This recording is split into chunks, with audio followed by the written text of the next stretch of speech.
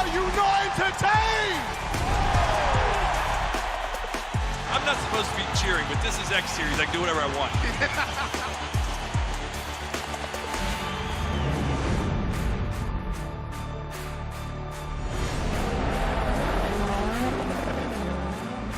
Everything is difficult in this life, so still you need to be on it.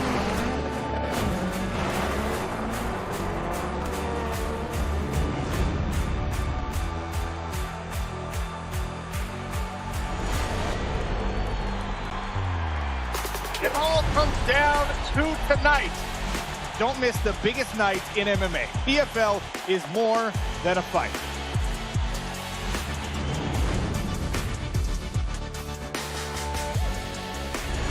Catching up on any NFL game is easier than ever before. Looking to the end zone for the win! Oh my gosh, one of the great games you'll ever see.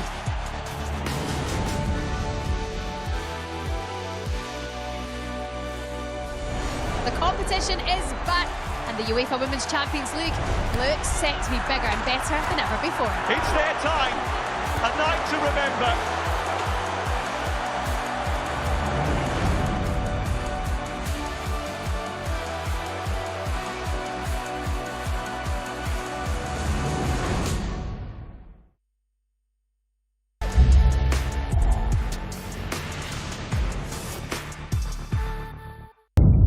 The following program is recommended for those 16 and over, as it contains sporting violence, possible bad language, and flashing imagery.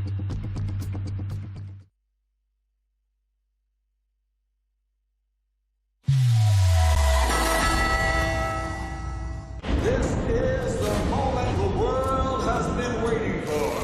The judges are ready, the fighters are ready, the boxing world is ready. The fight starts now! How do you like it? So aggressive, so focused. It all comes down to this.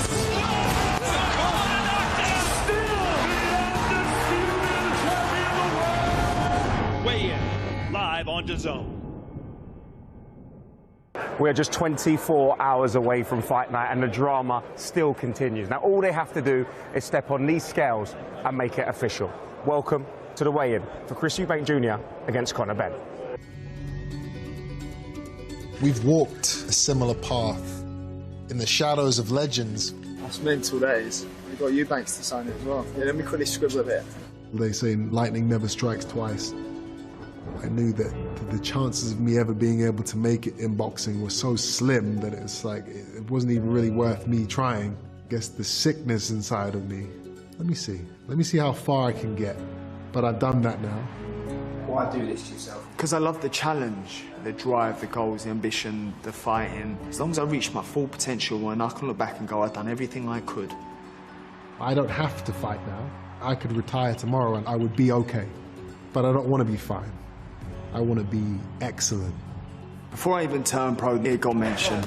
Irrelevant of how far apart we were in our careers when we first started, the gap seems to have closed very quickly, mainly because of all the work I've been doing. He doesn't worry me. He doesn't scare me. I don't see him as a threat. What, you think I'm gonna be a walk in the park? I mean, yeah, on a nice summer's day. You got to prove me wrong. I rise to the occasion every single time. I'm ready for this. Life's a coat of many colors. It is never black and white. Can't have one without the other. In my opinion, I'd stop him inside 8 rounds. I do fancy my son. Trooping session. Said this and I believe I win by stoppage. Within 6. If he's saying it's going to end in 6 rounds, then it will end in 6 rounds. He will end in 6 rounds. Boy is in trouble. Yes! Yes! Yes! Yes! The dark without the light.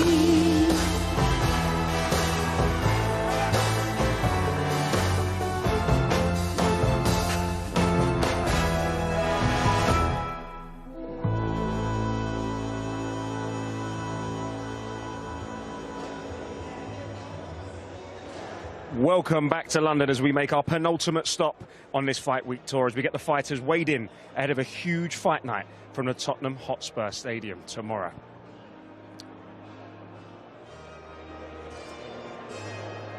Now, I am delighted to be here at this incredible venue in North London, flanked by two of the very best.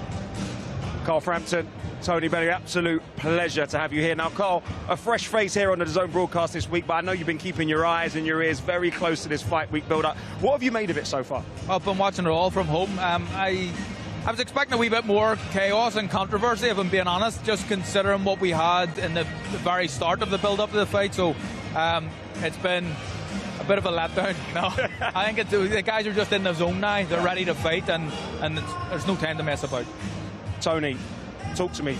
35 years ago, this rivalry, this grudge match started. Did you ever really believe that we'd be in this position, fighting on this stage? They're two sons, two statues, two people who look just like their dads, who fight just like their dad. Would we be here? Listen, the only thing that was stopping it was people talking and weight classes. And all that nonsense, it goes away once the money side gets met. Once the money side gets met, everything happens in boxing. It's as simple as that. We've seen what's happened over the last 18 months, 2 years, since His Excellency Turki Al-Shinga's got involved in the sport. All the problems, all the bickering, all the nonsense gets put to one side, and the big fights happen. And there hasn't been a bigger one than this, domestically anyway. So this is the biggest domestic grudge match I can remember since, wow, I don't know, I haven't seen anything on this magnitude. This crosses over to the grandmothers. This crosses over to the bingo halls.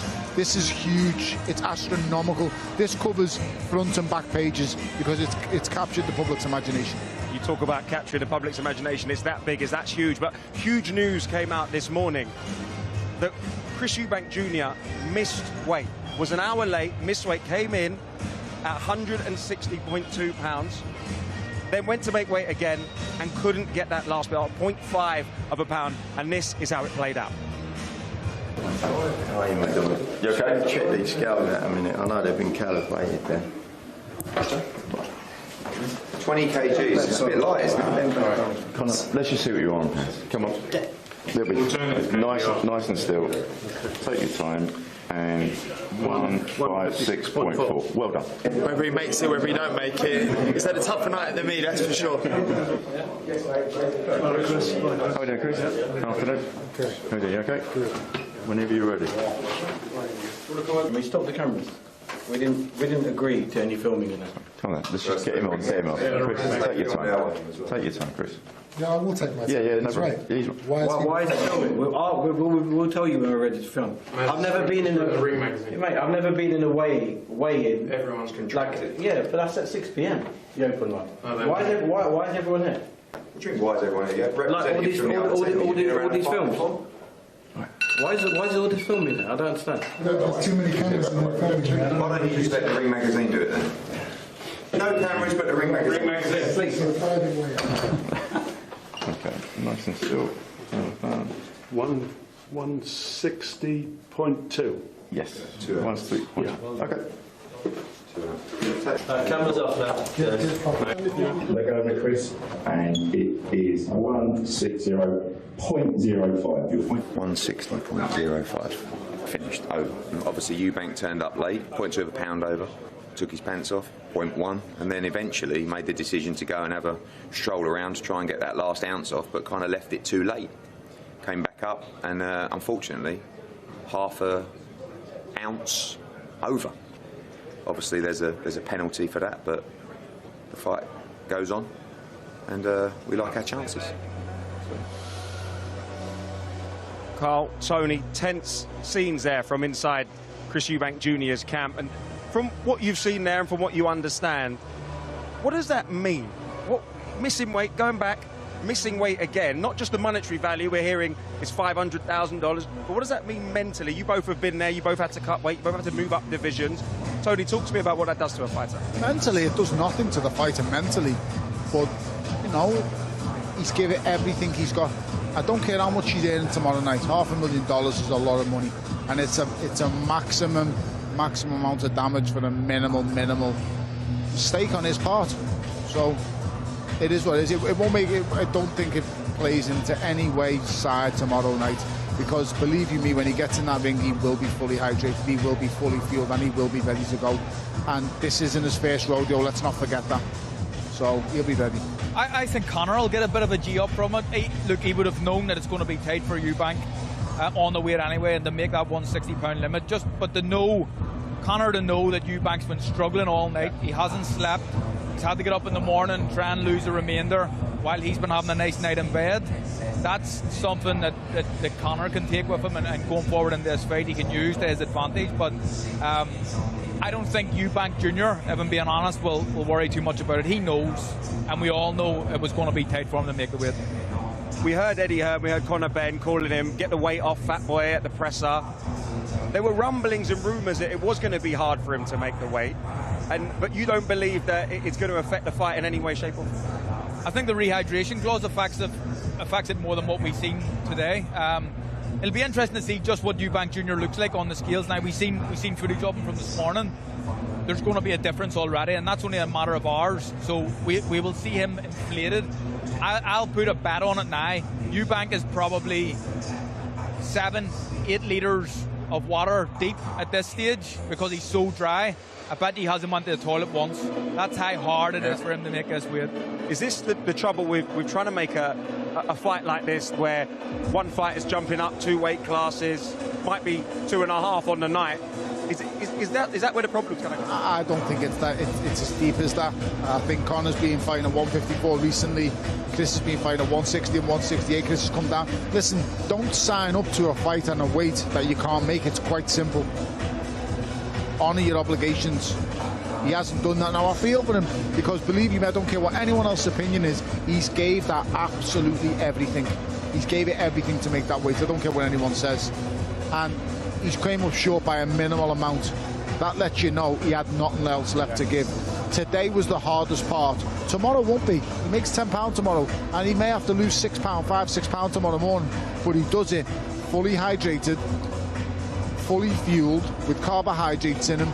It'll fall off tomorrow morning. He missed it by such a little amount, like half an ounce. He could have, if he had more time, if he didn't show up to the weigh-in so late, he could have shaved that off his legs or his beard, or you know what I mean. You'd have got that off somewhere, but because he left it so late, I think it's a costly mistake. He left it so late because he knew that he was having struggle. Yeah, I was hearing the time he was supposed to be here. No one's late for the weigh-in. I was hearing Eddie Hearn has said that Chris had asked for the weigh-in to be an hour earlier, and then actually turned up an hour late. So, I mean, that tells you, right, that he's probably bone dry when he...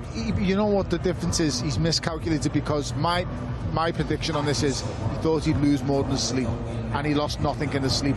That's where the calculation's gone wrong. He's gone to bed expecting to lose maybe £1, half a pound, and he lost nothing in his sleep because his body had literally started saying to him, no more.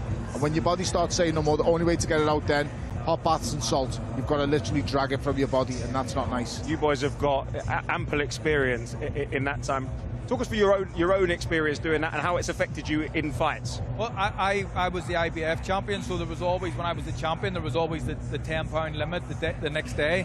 And even for a small man like me, that was difficult to stay within. I used to go to bed at 11.5 pounds, over the £10, or over the original weight limit, and dry out £1.5 pounds. And I had it down to a fine art. I used to weigh in bang on all the time, apart from once where I had to do a hot bath the morning of a fight, which wasn't ideal, and your head starts going a bit all over the place because it's just not normal. Your opponent's enjoying his breakfast and you're in the bath losing weight. So yeah, it's horrible, and Tony knows about it, doing light heavyweight. I had no idea how he ever made light heavyweight, but he does. I used to do light heavy. I fought with Donna Stevens with the WBC, the Ring Magazine belt in the IBF, after he beat Tavoris Clarke for the IBF, and that £10 thing came in, and I had to get it off in the morning. It was hard.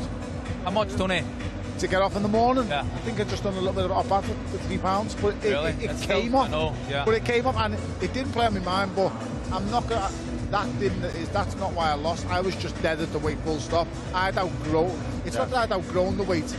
Age. Once you hit 30, your body changes. It gets tougher and tougher as an athlete, and it's tougher. And Chris is over that 30 age limit, and it gets hard and hard to make weight. Carl was We're going to come back to this because it's a topic that we could talk about all day. It's such a massive part and a storyline in this fight. But guys, on DAZN, it is so much more than just football, just boxing. Greatness comes to DAZN this summer. The world's best players will be summoned together to decide the greatest club on earth. Vinicius, great chance to score. Goats will battle Wonder Kids. Fire will meet ice. From Boca to Bayern, PSG to Palmeiras, 32 clubs from across the globe will compete to be crowned Rodrigo, what a strike that was. world champion. And this summer, Haaland won't be watching from home, but you can, on DAZN. In every country in the world. FIFA Club World Cup. Watch on DAZN from the 14th of June. DAZN is the official global broadcaster for the 2025 FIFA World Cup. Club Cup, which will feature 32 of the world's top football clubs. Teams from Europe, Asia, the Americas, Africa and Oceania will compete for the coveted Club World Champion title. Watch all 63 live matches on DAZN beginning on June 14th. And this is what we have to look forward to, a massive fight card. Billam-Smith against Brandon Glanton. We've got Clarke in a massive British Cruiserweight Championship fight against Vidal Riley. Liam Smith against the young and hungry McKenna for the WBA International Middleweight Championship. And of course the third fight, a tasty one, the WBA Intercontinental Light Heavyweight Championship between Anthony Yarde and Lyndon Arthur. That is sure to be fireworks there. And of course, the middleweight contest that we've been talking about and thinking about for over 2.5 years. Chris Eubank Jr. faces CONOR BENN at a packed-out Tottenham Hotspur Stadium in front of 65,000. And guys, we are ready. I'll leave you in the capable hands of our Master of Ceremonies, Thomas Schreiber.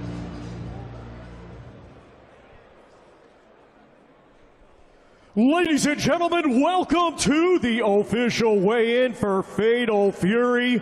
A great night of championship boxing tomorrow from Tottenham Hotspur Stadium in London, England. It is all being brought to you by Ring Magazine and SNK Corporation, the publisher of the famous video fighting game Fatal Fury, City of the Wolves. With Ben Shalom for Boxer, Eddie Hearn for Matchroom Boxing, and Box Raw in association with Ring Magazine. Along with their great sponsors, Public Investment Fund, Visit Saudi, STC, SRMG, Dr. Suleiman El Habib Medical Group, Saudia, the national airline of Saudi Arabia, Jeddah Season, Malaf Cola, Visit Qatar, Core Group, Desert, NHC, Jacko, Sky, Arab National Bank, First Data, Sella, and SMC. A big thanks to those great sponsors. The Fatal Fury event is now sold out, but you can still watch it live worldwide on DAZN and here in the UK on Sky Sports Box Office. Let's now get the weigh-in process started. Our first two fighters competing tomorrow in a scheduled 12-round cruiserweight contest. We will first welcome from Atlanta, Georgia, USA. He brings a professional record consisting of 20 wins, 2 defeats, 17 of his 20 wins coming by way of knockout. Here is the highly ranked fighter by all major sanctioning bodies and number 8 by Ring Magazine, Brandon Bulletproof Glanton.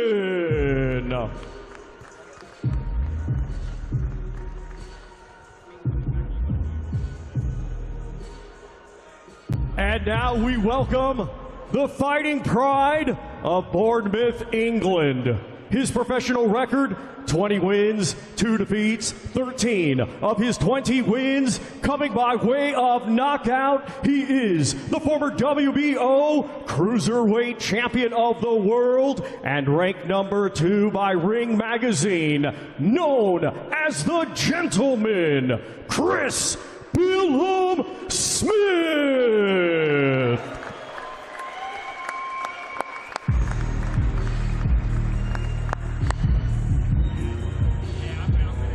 And first to the scale, we welcome Brandon Glanton.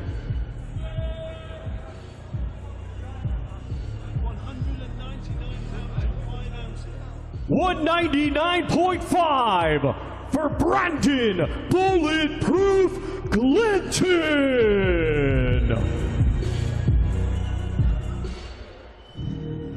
Now to the scale, Chris Billam-Smith.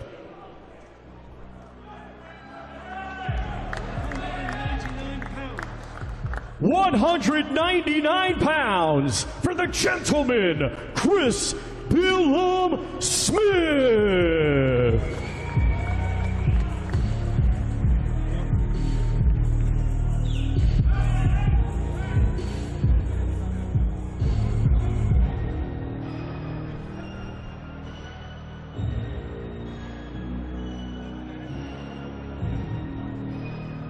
Once again, ladies and gentlemen, these two competing tomorrow in a scheduled 12-round cruiserweight contest.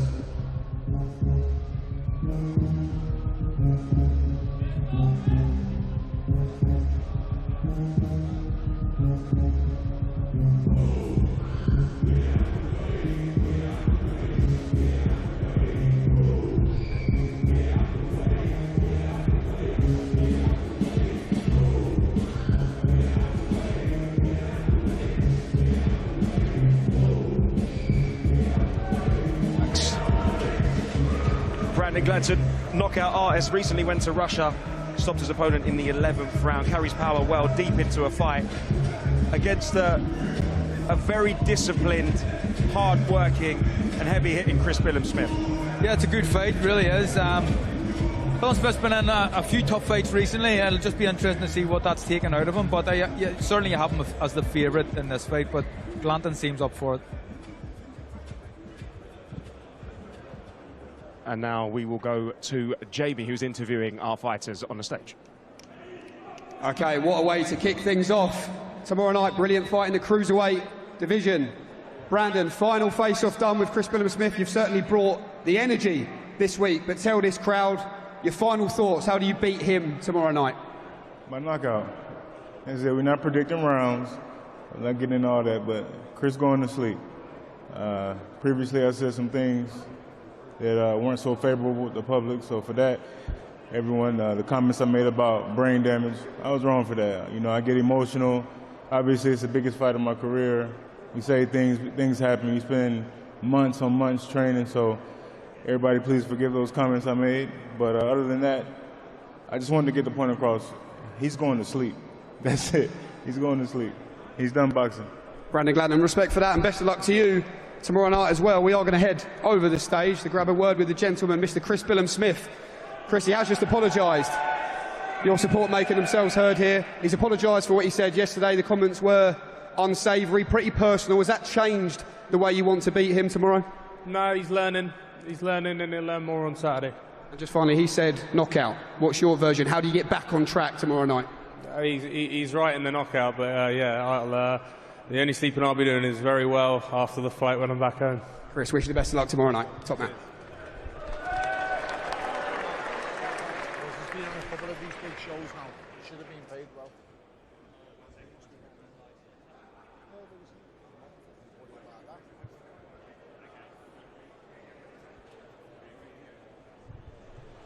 Our next two fighters competing tomorrow in a scheduled 12-round contest, and it'll be for the British Cruiserweight Championship.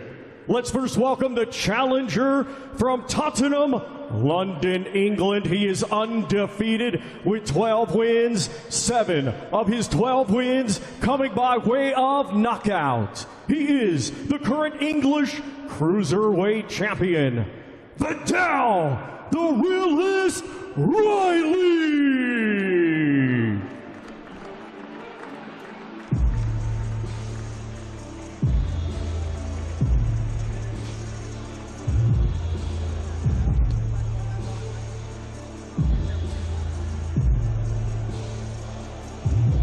And now let's welcome the defending champion from Gravesend, Kent, England. He proudly represented Great Britain at the 2020 Olympics and now has a professional record of 10 wins, just 1 defeat. 7 of his 10 wins coming by way of knockout. He is the reigning and defending British Cruiserweight Champion, known as C4 Sheb Clarke.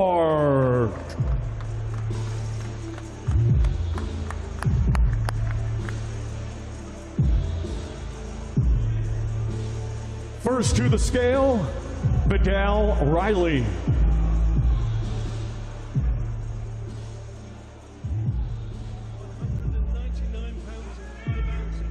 $199.5 for Vidal the Realist Riley. Now to the scale, Sheb Clarke.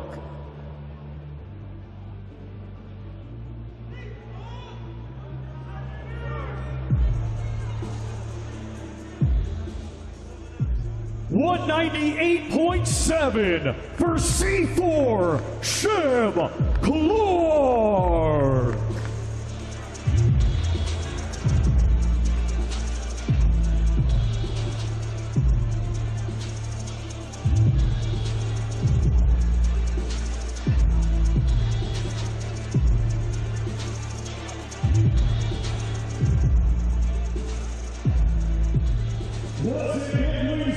These two competing tomorrow in a scheduled 12-round contest for the British Cruiserweight Championship.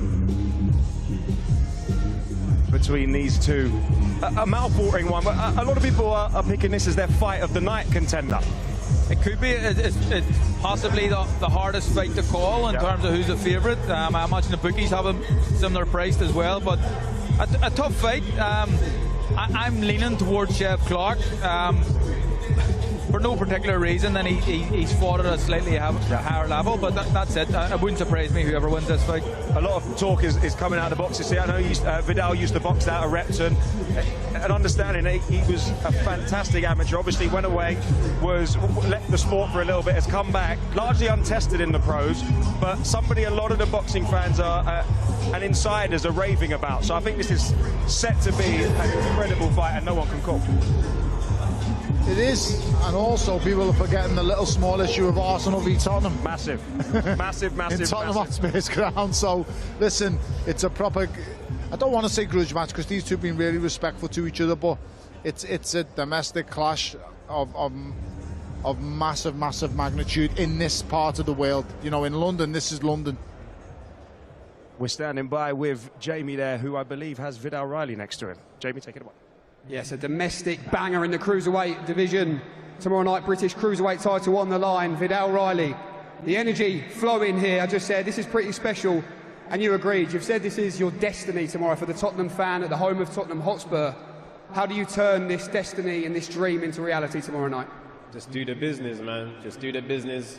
Done everything we needed to do this week. The most important job is tomorrow, man. Handle business. Wish you best of luck tomorrow night, Vidal Riley. Let's head over here for a quick final word with British Cruiserweight champion Sheb Clarke, our very own North London derby at Tottenham tomorrow. Lifelong Arsenal fan against lifelong Tottenham Hotspur supporter. Sheb, a big fight in your career, looking to get back to winning ways and keep hold of that British title. How do you do it in this test? What do you see in Vidal Riley? I use my skills, you know. I've got pedigree, I've got experience, and you guys have seen glimpses of it. It will come together come tomorrow night, and I'll go home and still. Chev, wish you the best of luck tomorrow night. Good stuff. Left me hanging as well on stage. Great stuff, Chev.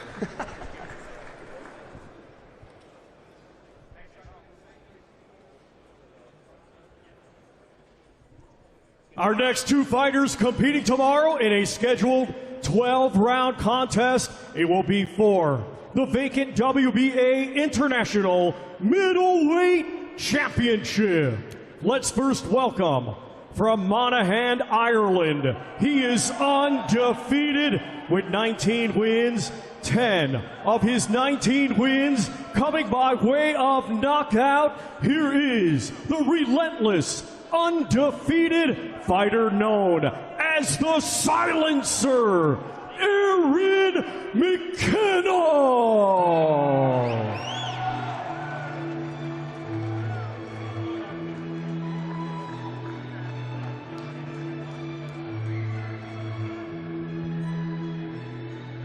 And now let's welcome from Liverpool, England.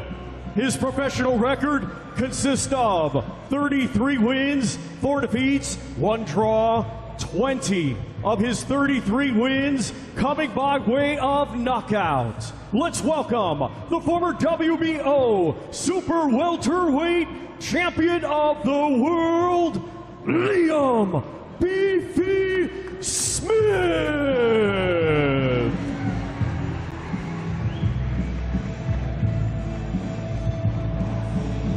First to the scale, Aaron McKenna. 159.7 for the Silencer, Aaron McKenna. Now to the scale, Liam Smith.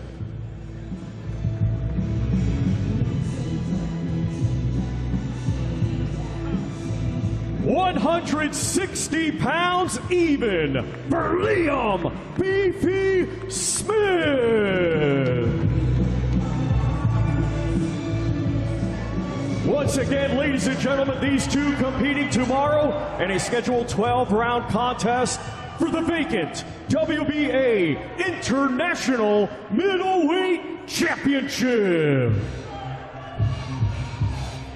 Tony, I want to come to you on this one. Liam Smith, Aaron McKenna, a tough fight. A year and 7-month-long layoff for Beefy. Up in a tough fight against a young, hungry opponent that wants to bang. How do you see this one going? What do you make of this fight? He's 19-0 with 16 knockouts for a reason. He's obviously got pedigree. He's a good fighter. But Liam is here to show he's not washed up and he's not done. And I think he will. I think he'll come through a tough first 4 to 5 rounds, and then I think he'll see off McKenna in the back end of it. You have to give Liam so much credit for even taking this fight. Like, what? I mean, a lot of people won't even know who Aaron McKenna is. No disrespect to the kid, but he can really fight, and he's brave. But that may be his downfall. I think that suits Liam. Well, let's hear from the fighters themselves. Jamie, take it away. Okay, Aaron, fight number 20, and look at this for a stage as well. Intense face-off there with Liam Smith. What does this fight represent in your story and your journey so far? This is what I've been training my whole life for, what a spectacle this is, and I intend to make the most of it. I have the utmost respect for Liam Smith, but I'm too young, too fresh, too sharp, too big for him, and tomorrow night he's going to realise he made a big mistake taking on me. In one word, how do you do it? Devastating fashion. KO always. Great stuff. Aaron, wish you the best of luck tomorrow night. What a fight this is, and let's head over to Liam Beefy Smith. Liam, I just asked Aaron that question. What makes this an important fight in your career? You've been at the very top, but what makes this an important moment for you as well tomorrow? Every fight at a stage of this magnitude is hugely important. The eyes on you. But like I said many times since, the last time I was in the ring, I put in a bad performance, and this time round I'm looking to right the wrongs and prove I'm still the best middleweight in Britain. And Aaron McKenna's a tough young kid, but one not ready for me just yet. Just finally, he says devastating fashion. What's your version of events just finally? Just a typical Liam Smith performance, and I'll break him down, I'll stop him. Top man, Liam, wish you the best of luck tomorrow night.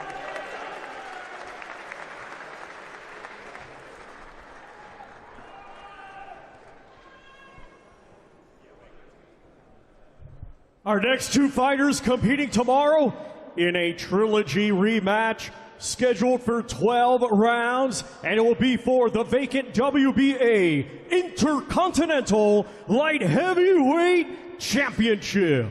It is brought to you in association with Frank Warren for Queensberry, Gold Star Promotions, Wasserman Boxing, and AY Promotions.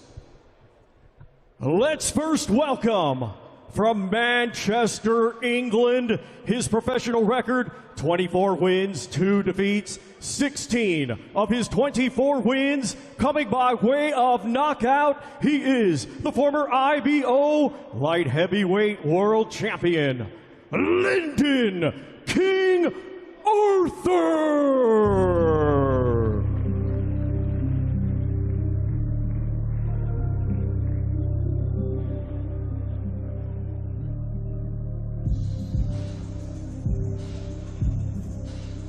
And now let's welcome from Ilford, London, England. His professional record consists of 26 wins, 3 defeats, 24 of his 26 wins coming by way of knockout. He is the former 2-time world title challenger and ranked number 5 by Ring Magazine. Here is Anthony, the Beast from the East, Yarde.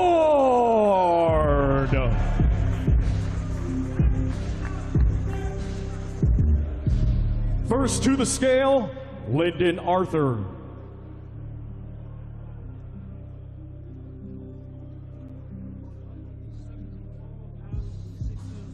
$174.6 for Lyndon King Arthur. Now to the scale, Anthony Yarde.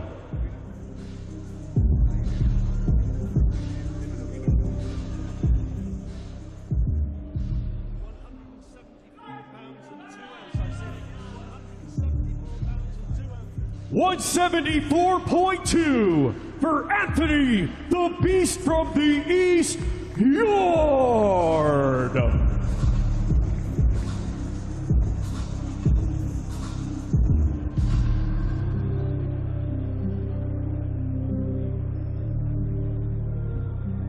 Once again, ladies and gentlemen, these two competing tomorrow in a scheduled 12-round contest for the vacant WBA Intercontinental Light Heavyweight Championship.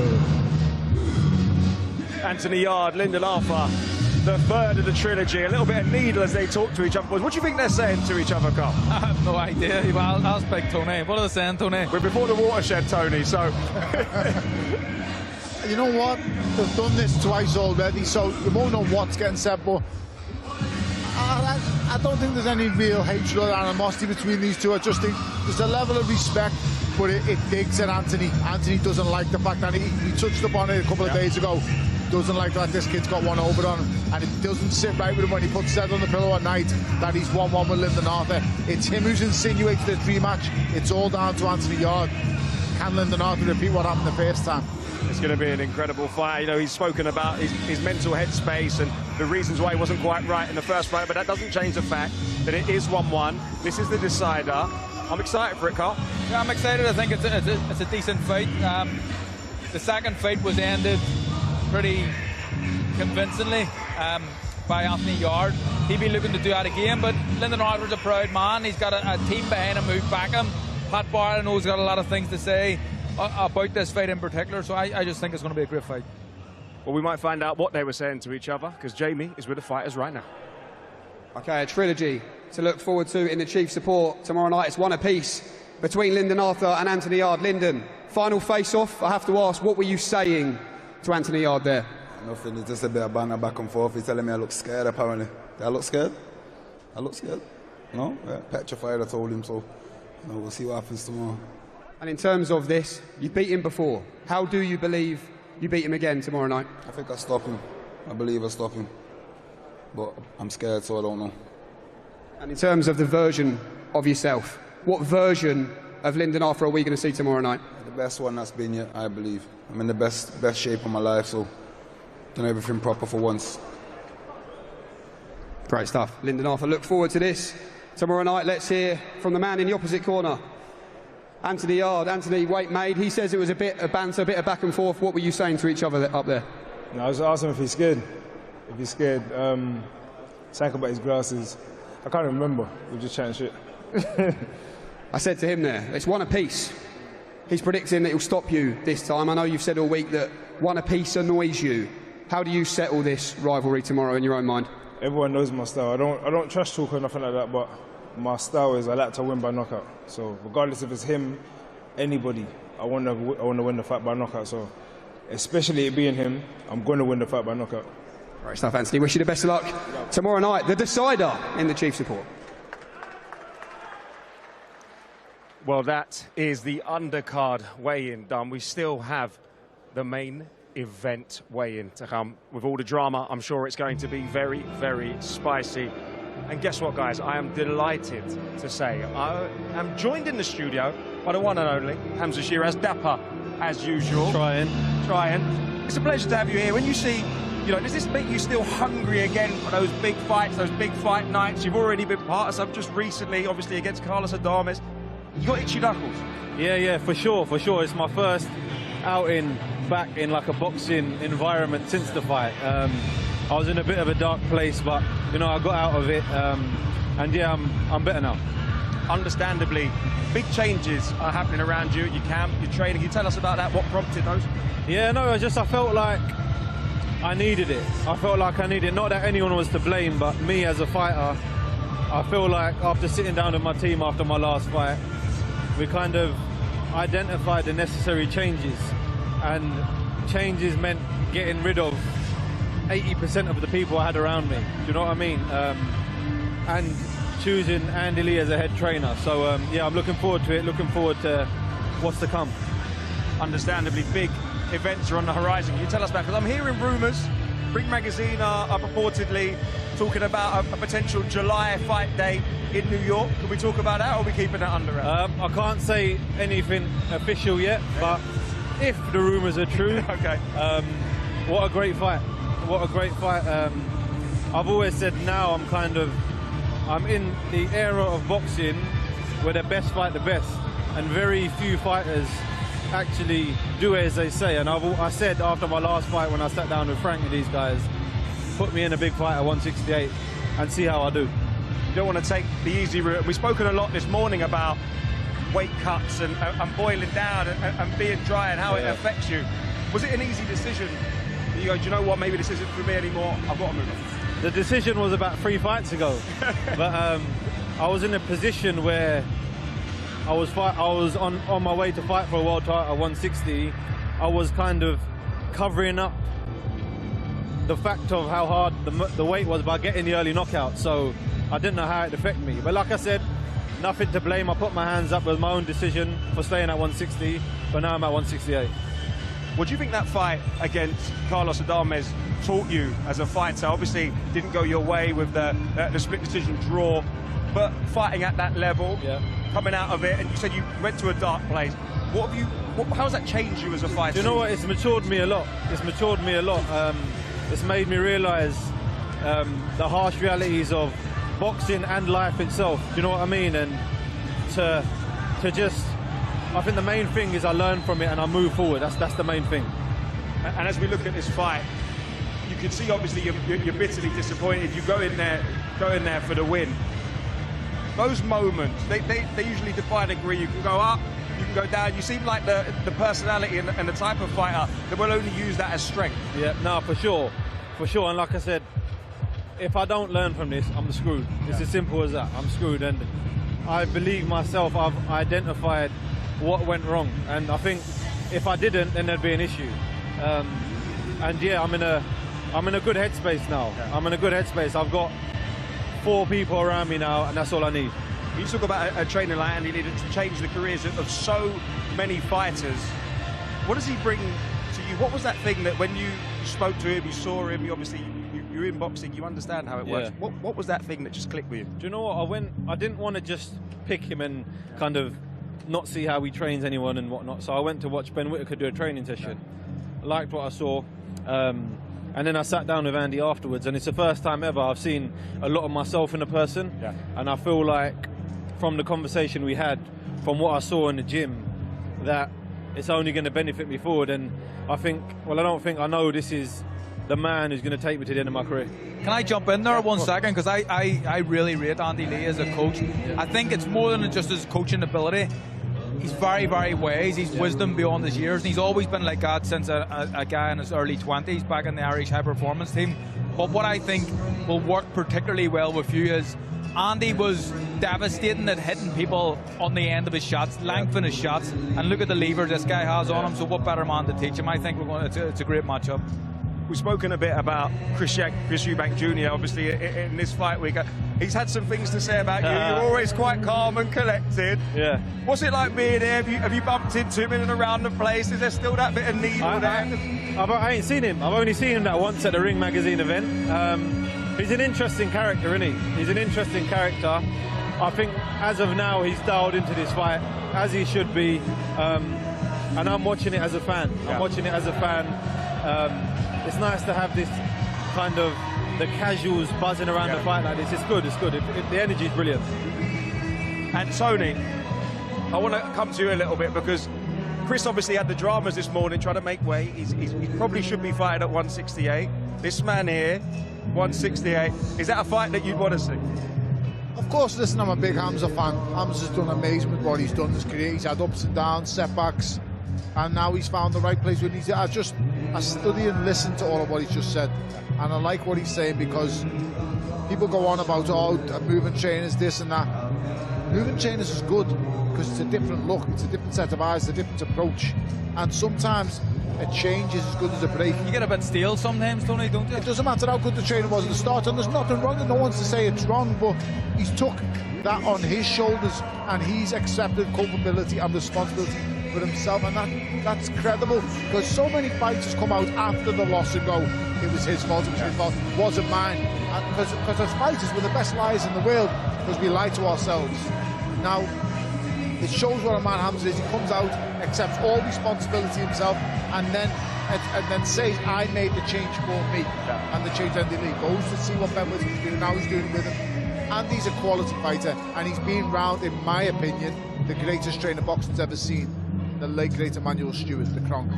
Now, Andy's been around the gyms, he's on the Island Performance team, he's an amateur when I was an amateur, top amateur, brilliant fighter. He's been to Adam Booth as well, he's been different places, so he's got a lot of experience. He's been around world-class fighters, spent so much time in America, Detroit, in that city, sparred.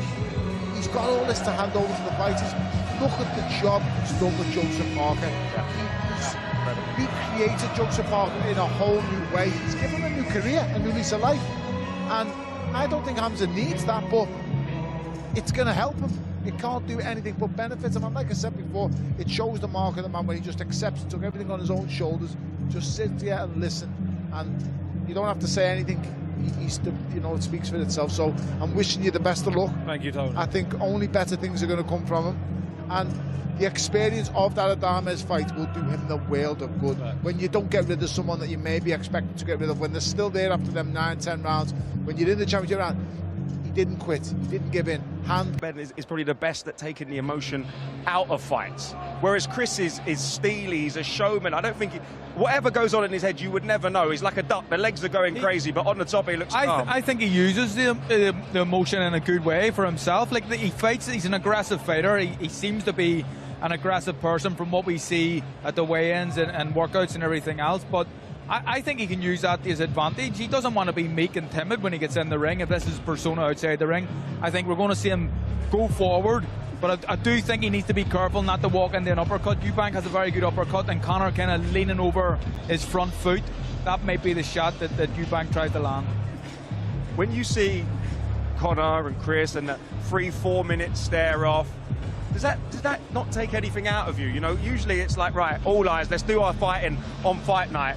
They've done a lot in this build-up. There's been some shenanigans. There's been, the dads talking. It distracts, I think, like you said, what we were just talking about before, it all comes down to how you are as a fighter. Some fighters feed off it, and other fighters use it in a negative way. And I feel like the only way it could affect CONOR Benn in a negative light is due to the lack of experience of being on a big stage like this. He always comes out when you talked to him about that lack of experience. He says, as a 19-year-old kid with no amateur experience, walking out at the O2, a packed O2, that's pressure, right? So he feels like he might not necessarily have the same resume as Chris Eubank Jr. Might not have fought on those big nights, have had those rivals. I think he's only trying to fool himself, I'll be honest, because a fight of this magnitude, when you've got your father's legacies at stake, that's pressure there, and that goes without saying, really. Listen, he's going to feel it, but the reason why he's so confident is he knows in his heart of heart he can't work any harder. And when a fighter puts it in the gym and knows he's got no boxes left to tick, knows he's left no stone unturned, he walks in so confident. And that's what training to the maximum you've got gives you. That's why when you see fights walk in and you think, how is he just so confident? People call it cocky. It's not cocky, it's not, it's just pure confidence and belief in what you've done away from the cameras. Behind these lights, there's another life, it's called a camp. If you take every box in that camp, you come into them lights and you shine. That's how it goes. And we're talking about the man, and he's actually just behind us now. He's about to head down the stairs. He's in the building. He's hearing a lot of Eubank shouts. He's probably not used to being a bit of a villain, right? He was the people's champ, and Eubank was the villain. But he's here and he's kind of having a laugh with some of the fans here, putting his thumbs down. But he looks steely, he looks ready. Like you said, he's got that air of confidence. His father's behind him, which I'm sure gives him, you know, an extra pep in his step in terms of when you're coming into these events. It's almost like a comfort blanket is Nigel. He's always around him, always focused, always pushing him in the right direction. That's his hero, Josh. That's his hero. Yeah, when your father's Nigel Benn, do you know what I mean? It's not a bad dad to have. It's not a bad dad to have. He woke up to Superman every morning, because that's what that guy was, my hero. Never mind if he was my pops. Growing up, Nigel Benn was the man. Nigel Benn's the man from the streets who fights non-stop. Well, he's here right now. Conor Benn's here right now. And guess who else is here right now? Michael Buffer, the legendary ring announcer, is about to bring them to the stage. Ladies and gentlemen, in about 28 hours, from sold-out Tottenham Hotspur Stadium, London, two fighters, two arch rivals will step into the ring and face each other in the main event of a great night of world-class professional boxing for your entertainment. And now we welcome you to the official weigh-in for that main event.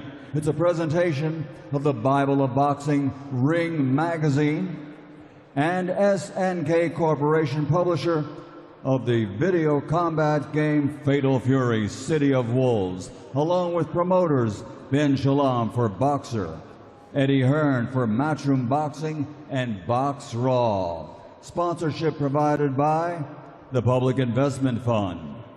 Visit Saudi, STC, SRMG, Dr. Suleiman Al Habib Medical Group, Saudia, the national airline of the Kingdom of Saudi Arabia, Jeddah Season, Milaf Cola, Visit Qatar, Core Group, Dessert, NHC, Jacko, Sky, the Arab National Bank, First Data, Sella, and SMC.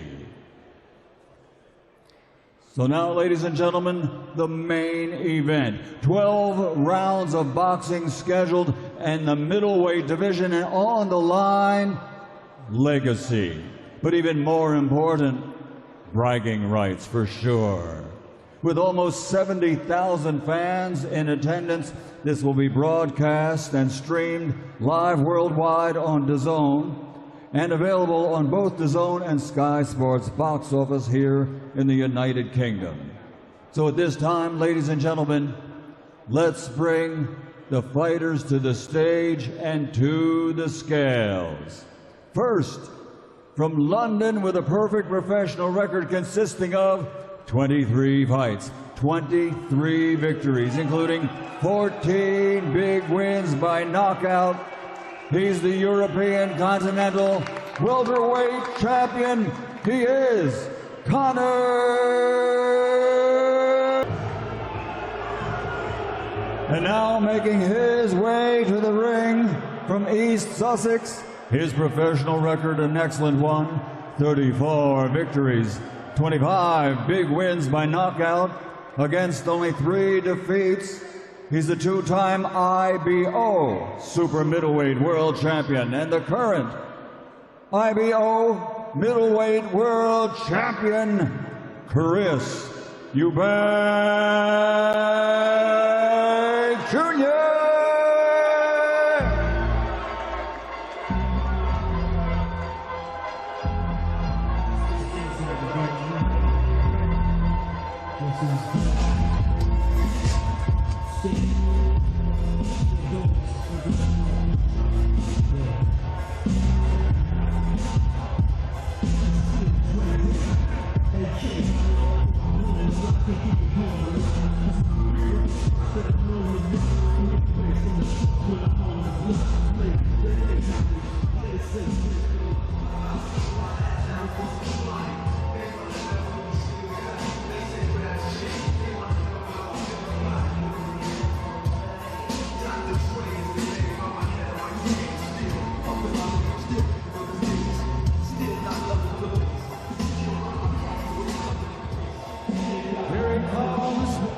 The 3-time IBO world champion, Chris Eubank Jr.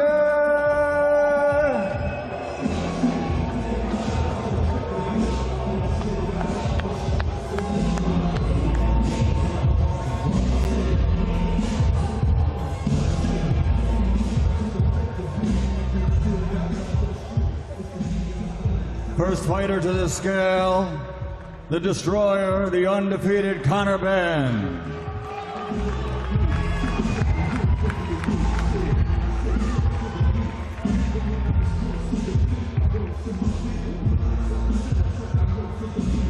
Perfect professional record, 23 fights, 23 victories, 14 wins by knockout.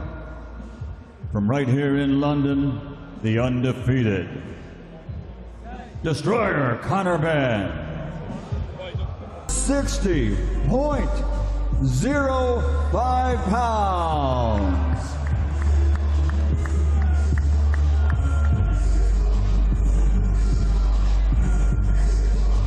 Scheduled for 12 rounds of boxing tomorrow night at Tottenham Hotspur Stadium, London.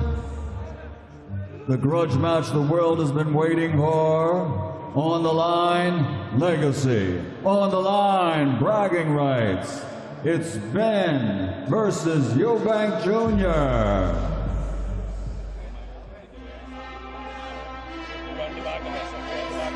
Conor giving away a few pounds there. Obviously, we knew from this morning that Chris was tight at the weight. Conor comes in at 156.4. You can't really eat your way up to the weight, can you? That will be his optimum fighting weight. That will have been what he's performed best in his sparring, I would imagine. There or thereabouts. That's what he feels great at in the gym. That's what he's thrown fast and harder.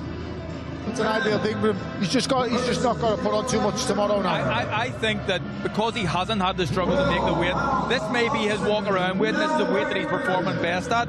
There may not be much of an increase, maybe a couple of pounds, I would say at the max.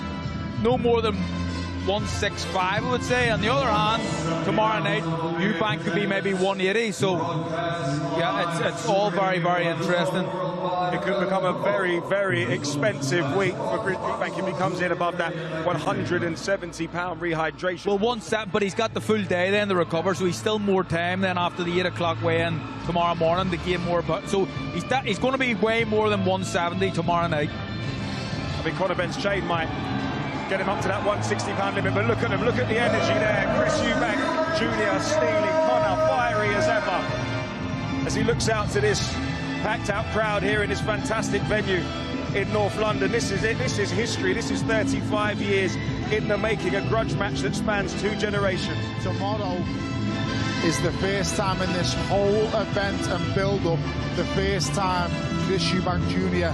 loses control of something. He won't be in control tomorrow. The first time in this whole event, everything that's gone on, the first time tomorrow he doesn't have control of something. When he lets his hands go, can't control that, and he can't stop. Carl, when you look at these two, you can see that fiery hate. but soon Jamie's going to be with CONOR BENN. I mean, this is going to be special. You can feel the energy in this room has just gone up a notch.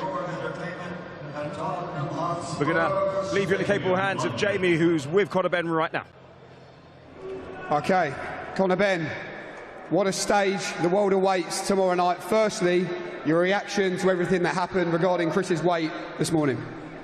I mean, it's an expensive price to pay, isn't it? You know, but he's disciplined, so he should have made the weight. He's made this weight his whole career, you know, he's expecting a little bit of sympathy, but he ain't got no sympathy around here. 156.4 for yourself. What was the thinking behind that and what that weight gives you tomorrow? 156 is a weight I felt comfortable at.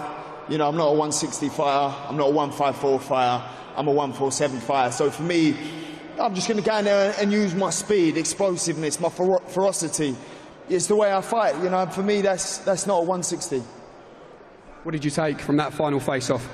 I don't really take much from it. I mean, I don't know if I'm supposed to look scared or intimidated or, you know, I'm neither.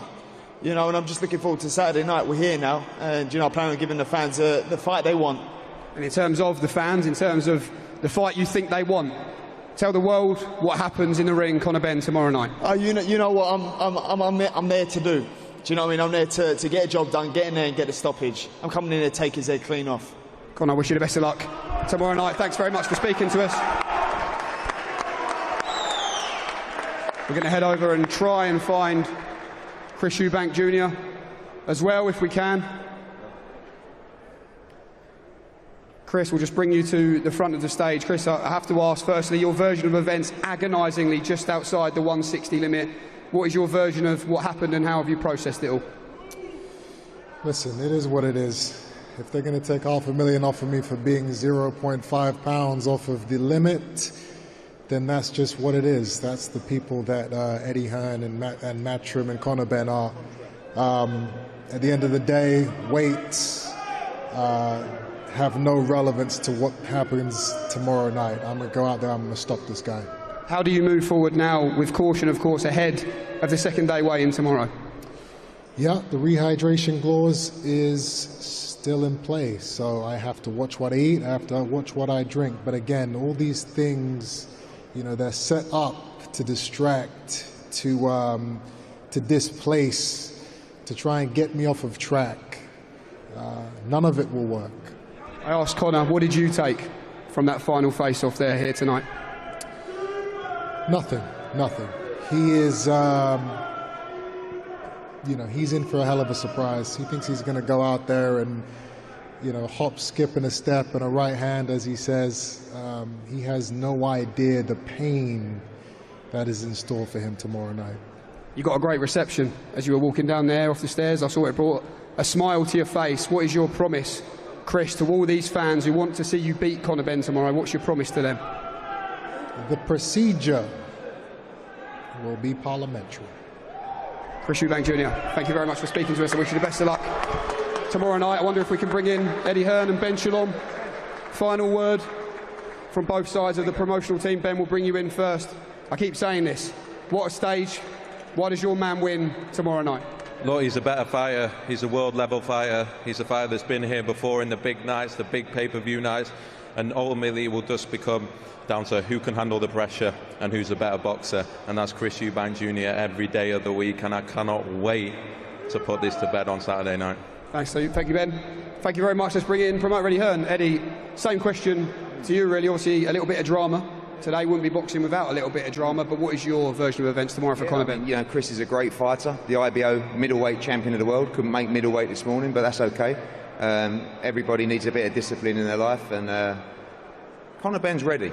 You know, the swing and the mojo has just switched so much, and it will continue to swing over the next 24 hours. But for me, no one's asking a question about CONOR BENN coming up 2 weights, taking on a man that's much bigger to him. And you will see him chop down the tree tomorrow night in front of 65,000 people at Tottenham Hotspur. His father will be there ring walking with him. This means so much to the family, the legacy, everything. I've never met a young man that wants to win so bad. Everything that he's been through over the last couple of years, God works in mysterious ways. Watch us get justice tomorrow night. Watch him take out Eubank. I thought 6 rounds. CONOR says inside 2 rounds. We'll split the difference. Ben inside 4 rounds. Thank you, Eddie. The talking is over. All that's left to do is fight.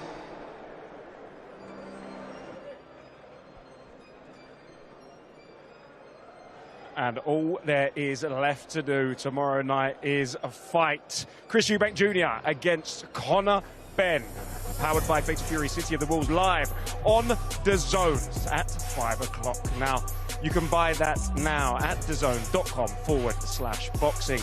But this weekend, there is so much more action. This Saturday, Fatal Fury, Eubank against Benn will finally settle a 35-year family feud in front of a sellout crowd at the Tottenham Hotspur Stadium. You can buy that now at DAZN.com/boxing. And do not forget, there is also Cruiserweight World Champion Chris Camozzi takes on Andrea, the Italian Thunder Vici at BKFC 73 in Italy.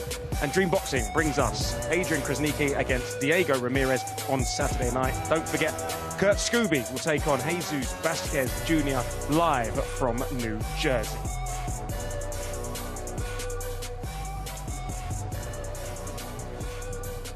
Remember, you can keep up to date with all of the events on offer by heading to the DAZN platform and going to the schedule section where you'll find the live action, including the big one this weekend.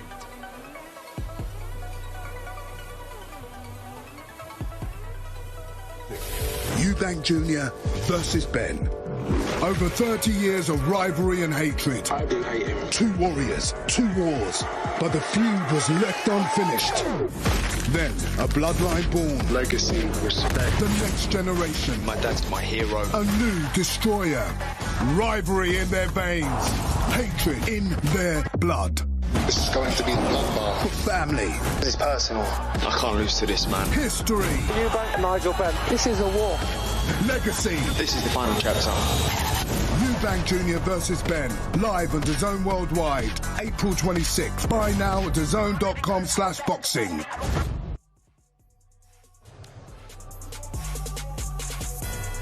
This Saturday's Fatal Fury Eubank Benn kicks off a string of big fights coming your way on DAZN. On May the 2nd, Ryan Garcia faces Rolly Romero live from Times Square in New York. Followed by Canelo Alvarez's pursuit of undisputed super middleweight glory in Riyadh, Saudi Arabia. Pick one or go all in with a knockout weekend bundle exclusively only on DAZN, and that is available to buy now. Then it's a Queensberry double. Saturday, May the 10th, Anthony Kakachi defends his IBO super featherweight world title against Lee Wood. Then May 24th, Josh Taylor makes his Queensberry debut, moving to welterweight to face Eko Asuman in Glasgow. All part of the 185 fight nights each year that are live on DAZN.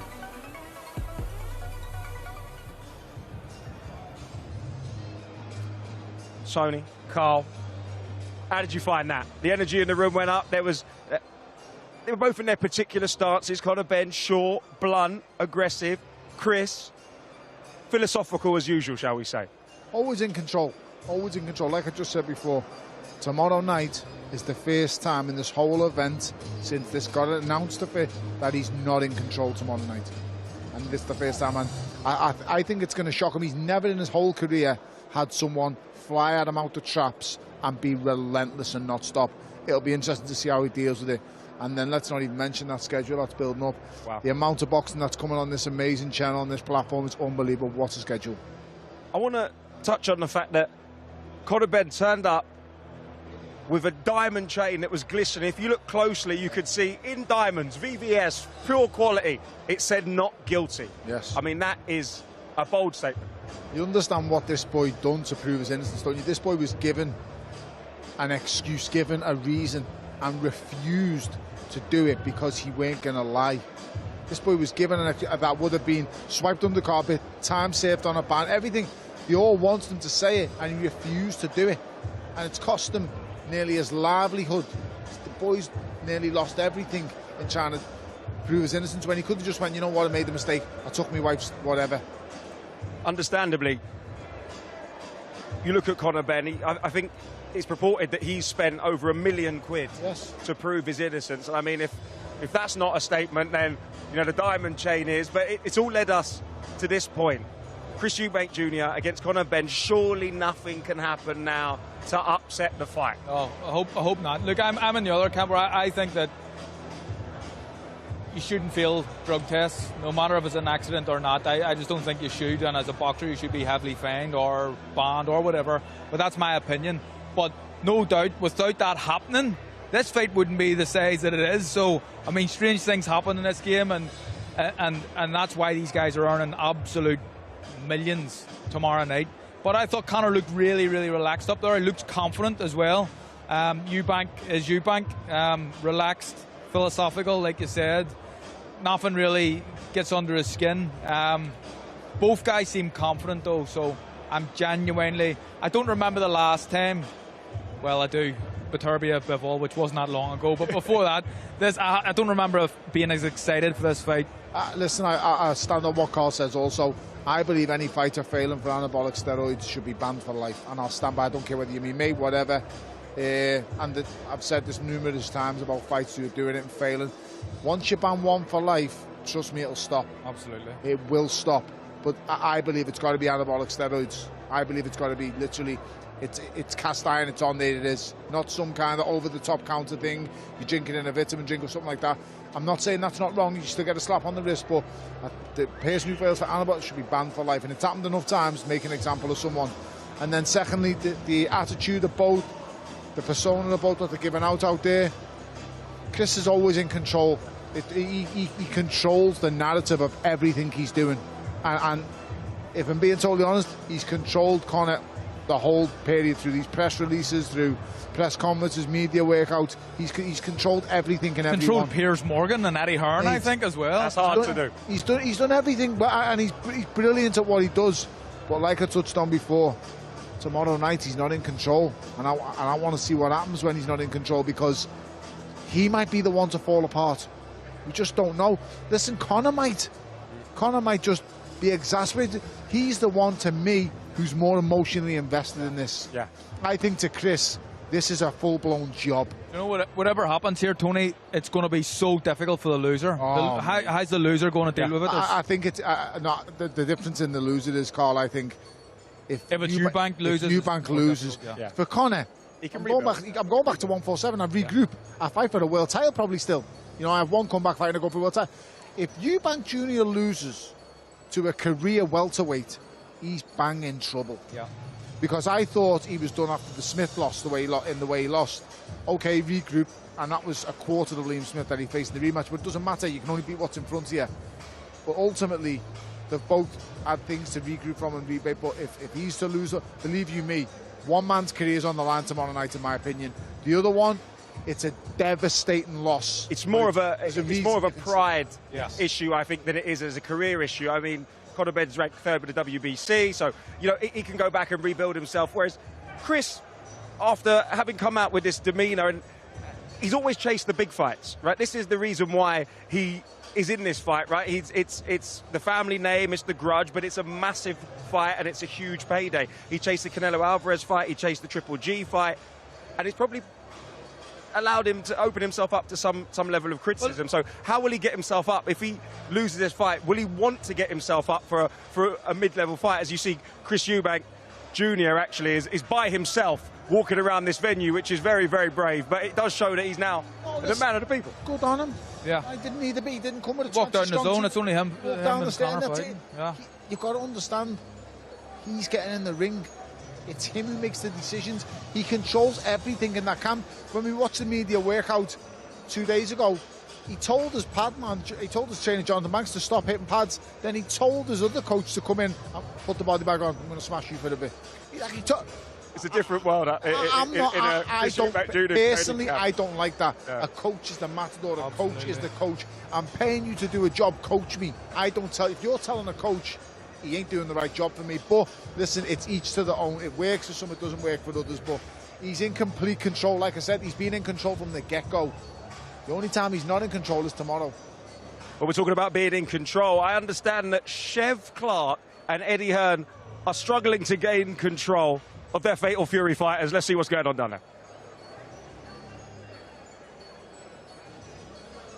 Okay, how about this then? Tomorrow night brought to you by Ring Magazine, powered by Fatal Fury City of the Wolves, available now on all platforms. And as you can see here, Eddie Hearn and Clarke are doing battle. Eddie recently said he'd never had a Big Mac, and I just wonder, have you ever played a video game, Eddie Hearn? Every night, yeah. I play Fatal Fury most nights. GS4, Nintendo, Xbox, all of them, yeah. What are you enjoying about the game and this fight against Shev? Boom! 2-0. Look, it's actually, and it's me as well. Look, they've actually modelled me as well. They've got the hair. They've got the hair. I wish I had that hairline. I've got the same pecs though. Game. Unlucky, mate. Okay, Shev, reaction 2-0. I mean, you play quite a lot of Xbox, I believe, so that must be quite disappointing. Me, I don't even have a PlayStation. Where I'm from, we can't afford these things. Okay, that was fun. Fatal Fury, available now on all platforms. Back to you guys. There is always a different flavour, a different energy at these events on the Ring Magazine cards, on Riyadh season cards. It's special, but did you ever think that you'd see Shev Clarke playing Fatal Fury with Eddie Hearn? Boys will be boys. Simple. Do you fancy yourself as a bit of a gamer? I can play. You can play? I can play. Well, I think we could actually put you in the game, because we've been mocking up some Fatal Fury characters, Tony, and we actually put you in the game. Let's see how you look. This should be fun. It's worth the wait. Oh, yes, Tony. Has it? Oh, wow. Nice one. Thank you very much. I'll have that all day. But that usually that happens in my dreams, and then I wake up and then I look in the mirror and see Mr. Soft. Fantastic. Thank you very much. I think that was you down at light heavy, wasn't it? Oh, yeah, well, I didn't have that much muscle. I was a lot more leaner and thinner than that, but yeah, I did have six-pack and I did have a few little... You want to get that printed out. Oh, mate, listen, I need to just get that tattooed onto my body. I think it would work, but you're not the only one we've been planted into the game. Carl, you don't get away scot-free. Let's see what you would like as a... Oh, look at the... Looks like something out of the Warriors. Here. They've made me half decent looking as well. What do you think? What do you think about the size of the biceps? I've not seen them. Lying, lad. Here we go. Used to be bigger, but they've definitely made me prettier. I think I've actually seen you turn up to some broadcasts in one of those sleevers. I thought that was a picture of Brad Pitt or Carlos. Let me tell you, the surprises keep coming, right? Because we talk about rivalries. There's no bigger rivalry in the last few weeks than Ben Shalom against Eddie Hearn, and they're actually down there with Jamie playing a bit of Fatal Fury City at the Wolves. Okay, well, how about this? Ben Shalom versus Eddie Hearn, Fatal Fury City of the Wolves. Look, this might be just a game, but you get the feeling this means an awful lot more than that. They're just picking their characters now. Let's see if we can get a pre-fight word with both, or hear what they're saying here. He's very worried that the board are going to be telling off for playing a game with me. I just said, I just wondered whether it was 10 or 12 rounds. It was 12, it's now 10. One sec. Ben, this is just a video game, of course. Fatal Fury City of the Wolves. But why is this a game you want to win? I've always been into Grand Theft Auto, Call of Duty, FIFA, Fatal Fury. I've heard a lot about it. I've not played it before, but now that I'm going to get into it now, and I think it's a very good game. Promoter Eddie Hearn, what does this mean to you? You could put a glass eye to sleep, you could. Jesus. Listen, Fatal Fury, for me, one of the best games on the market right now. It's got everything. I mean, the player jump button on the X and the triangle as well. You can do the spin kicks, you can swivel around. It's got flames, it's got entertainment, it's got everything. And, I play it on the PlayStation, the Xbox, the GS75, that one as well. And I get out of it. Okay, here we go then. I'm not sure if you can see the screen at home. What are you pressing? You fucking bastard. Oh, fuck. Language, Benjamin. We are live. Sorry. I'll fuck him up. Oh. And I think we'll call that a draw. Would you look at that? It's a draw. It's a draw. They can't be split. They cannot be split. Fatal Fury available now on all platforms. Back to you guys in the studio. That's what gaming does to you. It takes you to a different level. We've spoken all week about controlling emotions. Ben Shalom couldn't control him there. Ben's just gone the streets on Eddie. Like, just turned into the streets. And I'm like, what's going on here? Oh, guys, listen, we're running out of time. The fighters have gone home. it's time for us to leave. We've had an incredible time this fight week. The build-up has been electric. It's been brilliant. This is a fight that you do not want to miss. This is 35 years of a grudge match, a score to be settled. It's happening tomorrow night live on DAZN. If you want to get that fight, all you got to do is go to DAZN.com/boxing. Chris Eubank Jr. against CONOR BENN. Fatal Fury, City of the Wolves. It is going to be special, guys. Thank you very much. Thank you, man.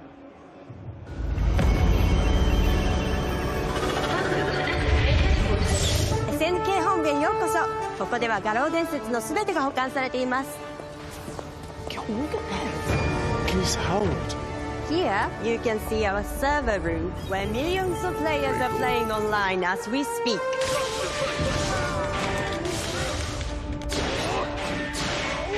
Here you can see the original artwork of Speed. Speed, where are you going? Whoa! Yo, Chad, this place is sick! Yo, what is that red button? Bro, don't do anything stupid. Nah. It must have a new game in this. Chad, should I hit the red button? Do not press the button. Chad, should I take it? You're mine.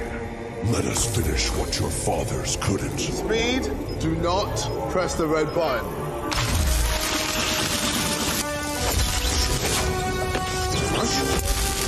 Son?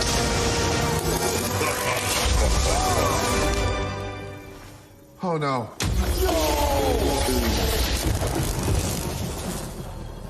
What's up?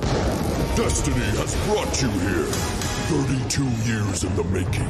The fight no one could make happen. Now I, East Howard, will make it happen. Oh! Chris Eubank Jr. versus CONOR BENN. Fight, fight, fight, fight. Oh my God, Chad, are you getting this?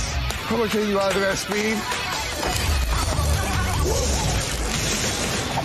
Oh, you boxers ain't built for this. Chad, this is crazy. Oh my God.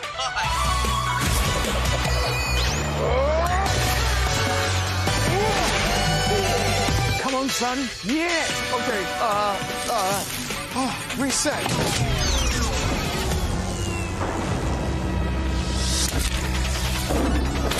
Oh, Jesus.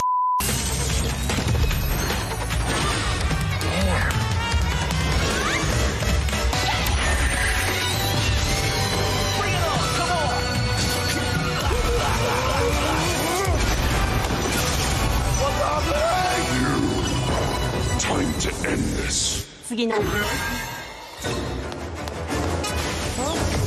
Oh, thank God. Help, my friend's stuck. Ow!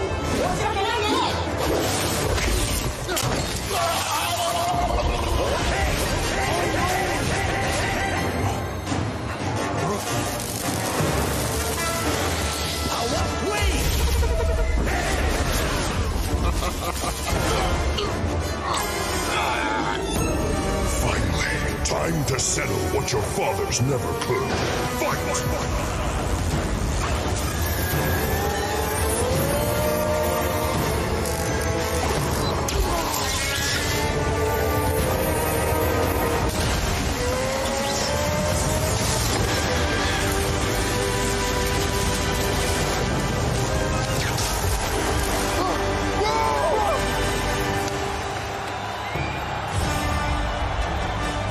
That started a legacy continues.